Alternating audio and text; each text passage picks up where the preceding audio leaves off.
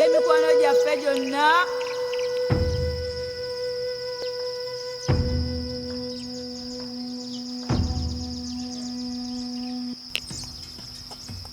Kajiado County, a community deeply connected to the land faces the mounting challenges of climate change.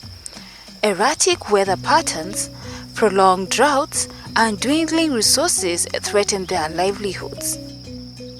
But amidst these challenges lies hope, a collaborative initiative to empower local voices for just climate action. The Voices of Just Climate Action project, led by HIVOS in partnership with the Legal Resources Foundation Trust and ALIN, is dedicated to expanding advocacy and policy spaces for communities most affected by extreme climate events. This initiative strengthens the political and community agency needed to address climate change challenges.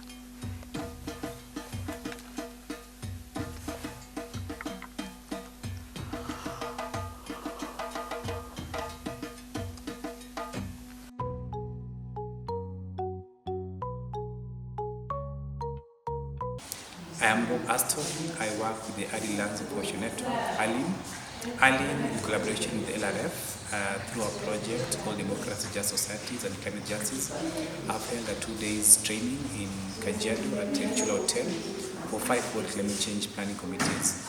And for the training mainly centered around project management, grievance redress mechanism, resource mobilization, and generally just capacity building 5 World Climate Change Planning Committees drawn from Kajiado County.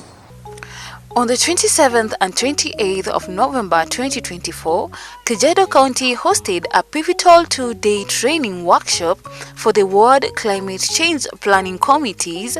This training aimed to build the capacity of WCCPC members on public finance management, budget analysis, and resource mobilization to integrate climate-conscious initiatives into county budgets. Why this was really important for both ALIN and LRF is that first, there's been a long process for the World Climate Change councils. From the time of the formation of the World Climate Change Councils, to the time they conducted the participatory climate risk assessment, to the time when they developed the County Climate Change Action Plan, but also the World Climate Change Action Plan, to eventually develop proposal development. So for us it was key because of the proposal development. The next stage for them is that now they're in the process of now receiving funding from the county government and also from the financing local climate action, so that they can now start implementing the various interventions that they themselves had prioritized through their county climate change action plan. Key sessions included participatory planning, resource mobilization strategies, and grievance redress mechanism. We took them through the monitoring process because when you look at every project, there is an implementation committee in the ground to help us to monitor community projects. And the word implementation committees are those people who are going to help us to monitor the local projects. So we took them through the monitoring and evaluation program and also the grievance redress mechanism. Because everywhere there is a project or there is a resource, there are issues of conflict there. And if the committee does not know how to solve those issues, we'll have many grievances in the community. So we took them through the grievance process and they have really understood. We also took them through documentation and how to document their project. Because for you to have a success story, evidence is very necessary. So if they are able to get how to document those stories and to document even what they are doing in the community, that is one way of resource mobilization. And also resource mobilization is one of their activity or one of their mandate in the community. So when they know how to document their stories, how to get good pictures, which can tell a good story, it can help them for resource mobilization. First, as a communication representative, I have learned on how to document the progress of a project, and also monitoring, evaluating. I've learned a lot on project planning, management. So far so good, because now I have an idea or I have content to take to the people. The training emphasized the importance of public participation and transparency in climate governance. Ongea na sauti mama.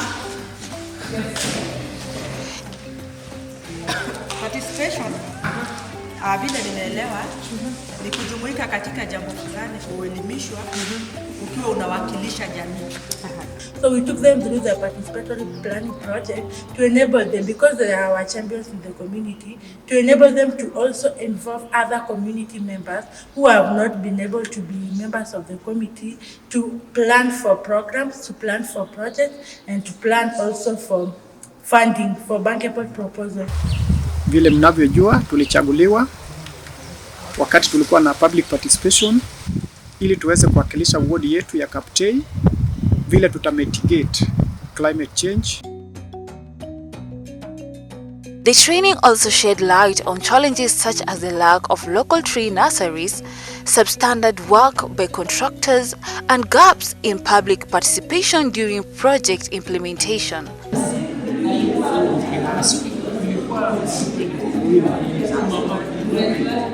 Participants proposed solutions including increased community sensitization, stronger grievance mechanism, and better procurement processes.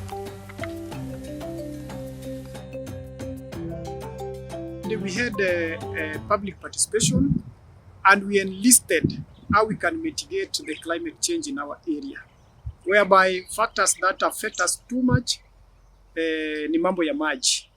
Maji imekuwa shida, wakati mvua inanyesha maji ni mingi, wakati mvua hakuna pia hakuna maji. Tuko na boreholes, but it is very expensive to run a borehole with the power.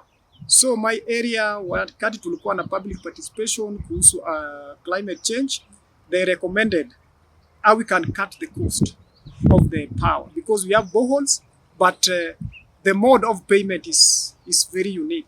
The county government cannot pay because of they have minute funds. So we have decided wakati tulikuwa katika hizo meetings zetu kwamba we shall be doing solarization to all the boreholes, and we plant trees so that, and also we can have kettles ambaye they can survive the drought. Thank you. The workshop concluded with actionable plans to integrate climate priorities into county budgets, advocate for fair policies, and enhance the visibilities of WCCPC activities. A wonderful job, the way I've said.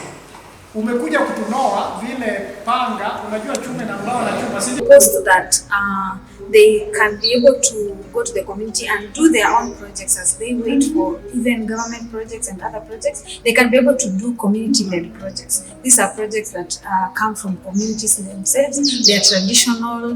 They are projects that are from long time ago, mostly like water pumps, things like that. Livestock maybe destocking and then stocking again after drought.